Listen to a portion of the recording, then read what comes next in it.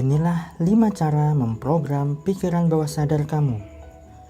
Hai teman-teman, masih bersama Salam Inspirasiku, channel positif yang penuh dengan inspirasi dan motivasi untuk menuju perubahan yang lebih baik lagi. Pada kesempatan kali ini, Salam Inspirasiku membahas tentang tema 5 cara memprogram pikiran bawah sadar kamu. Tapi sebelumnya, yuk silahkan subscribe dulu bagi kamu yang belum subscribe channel ini. Dan ingat, tekan tombol lonceng untuk mendapatkan notifikasi update video terbarunya. Di video sebelumnya, sudah dibahas tentang pikiran sadar dan pikiran bawah sadar.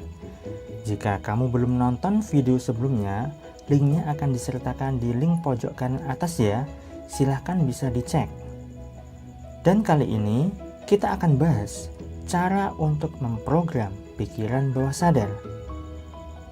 Masih ingat ya, ketika kita sudah dewasa, pikiran sadar sudah mulai aktif dan seringkali kita gunakan dalam kehidupan sehari-hari. Pikiran sadar sudah mulai pintar menganalisis tentang segala informasi apapun yang kita terima, baik apa yang kita baca, kita dengar, atau kita tonton. Dan ketika ide masuk ke dalam otak kita, maka ide itu akan bertemu critical area yang ada di dalam otak kita. Di critical area ini, ide atau informasi akan disaring. Jika memang tidak ada penolakan, maka ide itu akan masuk ke dalam bawah sadar dan akhirnya menjadi program dalam pikiran kita. Nah, ada beberapa cara untuk bisa menembus batas area kritikal ini. Ketika batas area kritikal ini sudah tertembus dan menjadi program pikiran kita, maka ini akan mempengaruhi hidupnya. Di sini akan dibahas 5 cara bagaimana memprogram pikiran bawah sadar. Kamu bisa gunakan 5 cara atau beberapa cara yang menurut kamu paling cocok untuk memprogram pikiran bawah sadar kamu. Baik, kita mulai ya. Pertama adalah figur otoritas. Figur otoritas ini adalah sosok orang yang kita hormati, kita segani, dan kita sukai. Misalnya, orang tua kita, guru kita, para ulama, ustadz, pastor, kiai, artis, atau orang yang kita idolakan. Apapun yang dikatakan oleh sosok figur otoritas ini, maka akan lebih cepat masuk ke dalam bawah sadar kita. Dan akhirnya itu akan menjadi sugesti yang ditanamkan ke dalam pikiran kita sehingga berpengaruh dalam hidup kita. Kedua adalah emosi yang intens. Pernahkah kamu dimarahi orang tua karena suatu hal? Jika pernah, kata-kata apa yang keluar dari mulut orang tua kamu? Apakah sesuatu yang baik atau tidak? Biasanya, kata-kata yang keluar tidak baik ya. Misalnya, ada sebuah kasus begini. Ada seseorang yang dimarahi oleh orang tuanya. Jadi di sini ceritanya ada anak yang dimarahi oleh orang tuanya karena nilainya jelek. Lalu yang keluar dari mulut orang tua tersebut adalah sesuatu hal yang tidak memberdayakan. Seperti, "Kamu bodoh, begini saja tidak bisa. Nilaimu jelek terus. Mau jadi apa nanti kamu kalau sudah besar?" Dan sebagainya. Bila dalam kondisi emosi si anak tidak nyaman alias takut karena dimarahi, dan di saat kondisi takut ini lalu kata-kata tadi diucapkan, maka ini bisa langsung masuk ke dalam pikiran bawah sadar mereka. Si anak dapat nilai jelek saja sebenarnya sudah takut teman-teman saat mau ketemu dengan orang tua.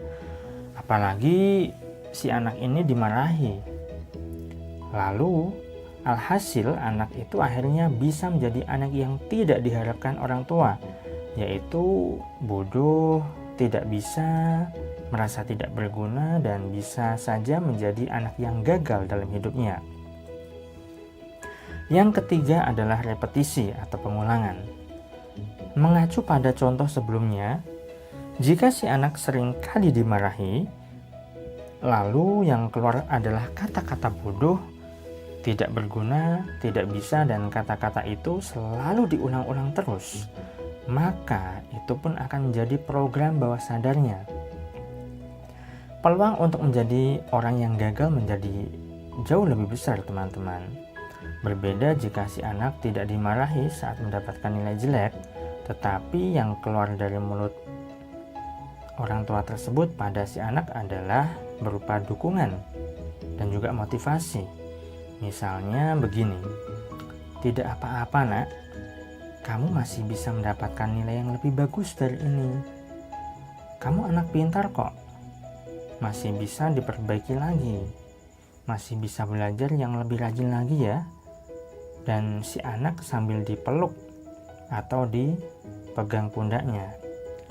Lalu hal itu diulang-ulang terus, maka anak menjadi semakin percaya diri dan hidupnya bisa berubah jadi lebih baik.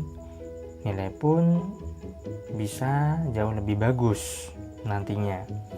Dan pada akhirnya, kelak ketika dewasa, si anak bisa menjadi anak yang sukses.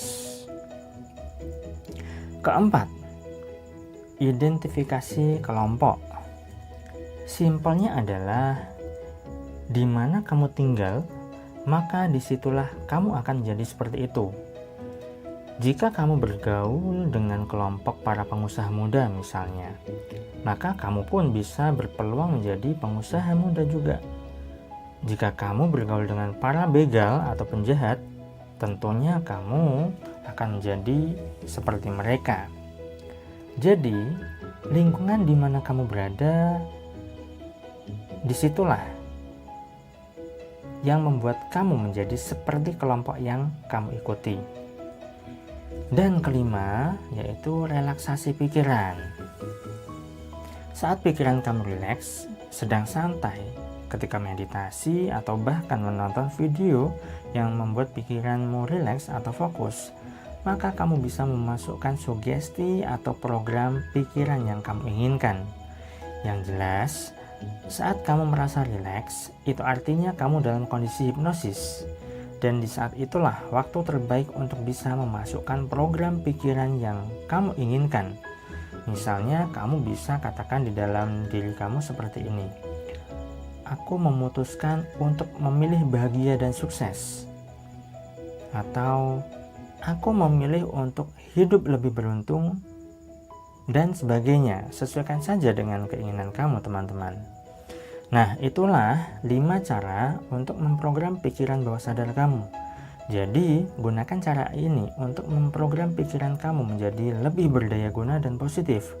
Maka, kelak kamu akan menjadi lebih baik dan lebih sukses lagi, teman-teman. Baik, itu dulu video kali ini, sampai di sini dulu ya. Sampai jumpa di video-video berikutnya. Salam inspirasiku.